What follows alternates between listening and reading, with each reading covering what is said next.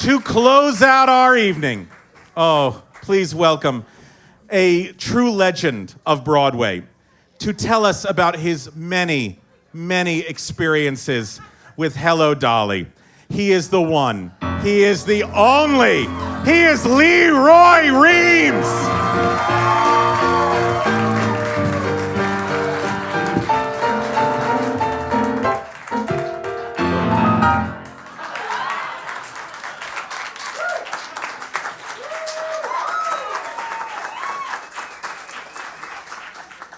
It's not over till the old fat white man sings. The encouraging thing tonight, I know all of you know, the theater is in very good hands because of all the wonderful talent that was here tonight. It's overwhelming. Thank you, Rob, for doing it. Okay, let's get down to business. I was in Lorelei with Carol Channing. It closed around 1974. A couple of years later, I got a telephone call. Hello, Leroy. It's Carol, darling. Carol Channing. Like I didn't know, right?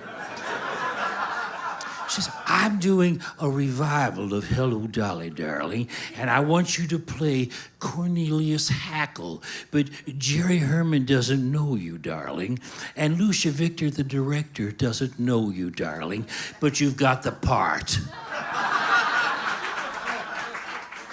And indeed, I did. In 1978, I played Cornelius. Then in 94, I directed the production. I've done it with so many wonderful, wonderful women, including, I don't want to mention one because if I forget one, I'll get hell to pay for this. But anyway, and then I loved the role so much that I actually played it myself at the Wick Theater of Boca Raton. And the reason that I did it's not so much that I want to get dressed up and drag and do that. I just want to play a good part. And that show was so wonderful, starting back to the original play, The Matchmaker, by the brilliant Thornton Wilder. And Michael Stewart, who never gets enough credit for adapting that story into a musical. And of course, my dear Jerry Herman, whose score is just timeless. And so I thought it only be fitting tonight that we give you a sampler from Hello Dolly.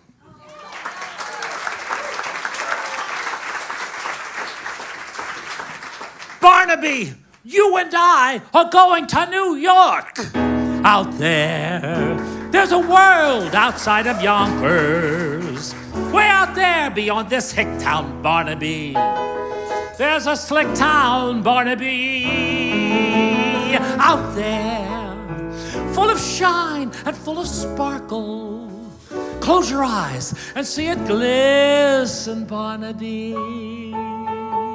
Listen, Barnaby.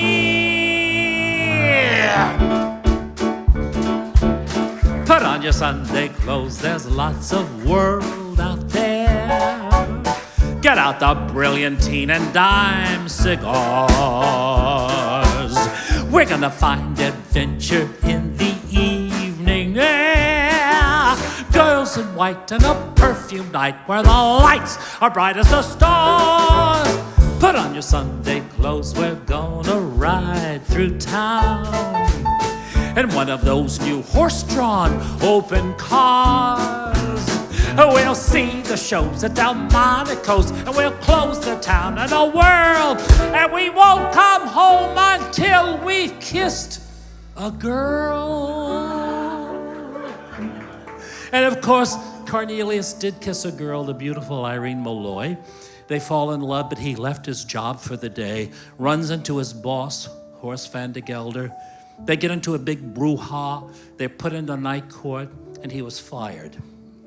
But he speaks to the court because he found something wonderful on this one special day.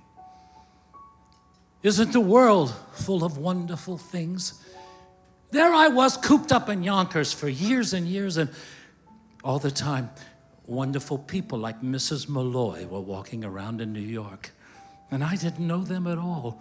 I don't know whether you all can see from where you're sitting out there the way her eye and cheek and forehead all come together up here. Can you? I'll tell you one thing. A fine woman is the greatest work of God on earth. Oh, you can talk all you want to about Niagara Falls and the pyramids. They're not in it at all. Of course, I've seen women before, but today I talked to one.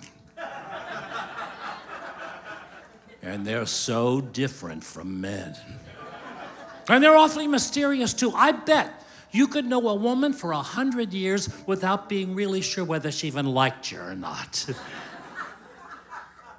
I have lost so many things today. My job, my future, all the things that people think are important. But I don't care. Even if I have to dig ditches for the rest of my life, I'll be a ditch digger who once had a wonderful day.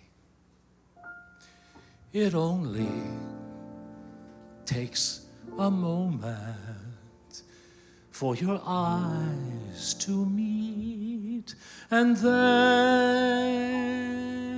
your heart knows in a moment you will never be alone again.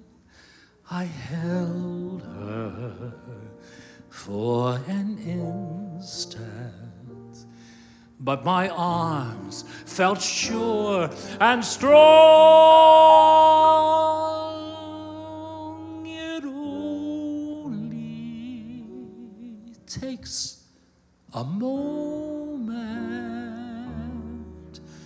to be loved, a whole life long. And Dolly finds something wonderful in this one day too. And she speaks to her deceased husband, Ephraim. She says, "Let me go, Ephraim. It's been long enough.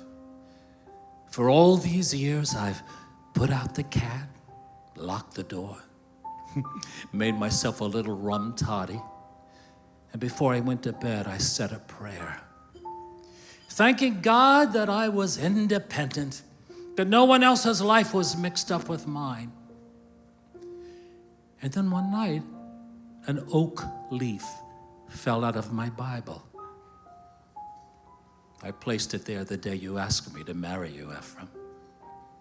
Perfectly good oak leaf, but without color and without life. And I realized that I was like that leaf.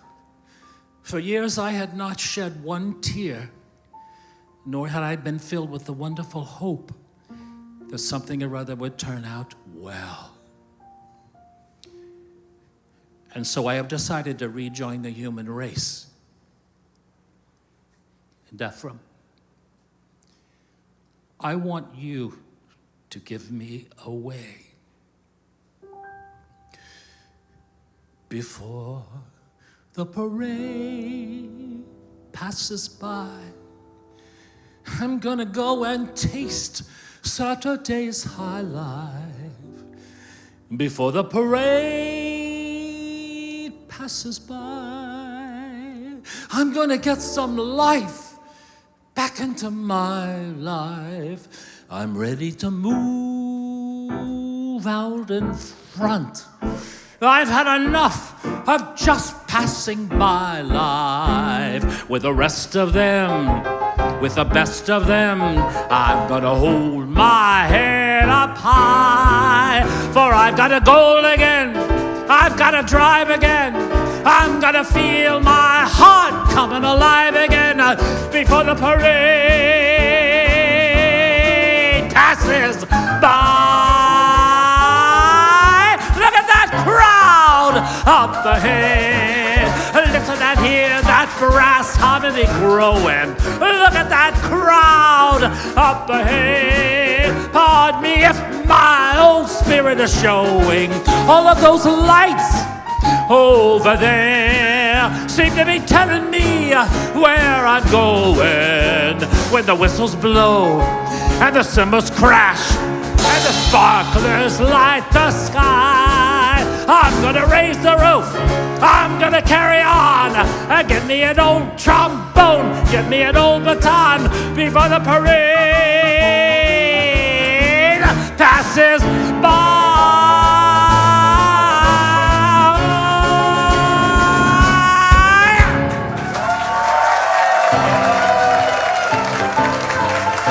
Roy Reams. The legend himself, Roy Reams.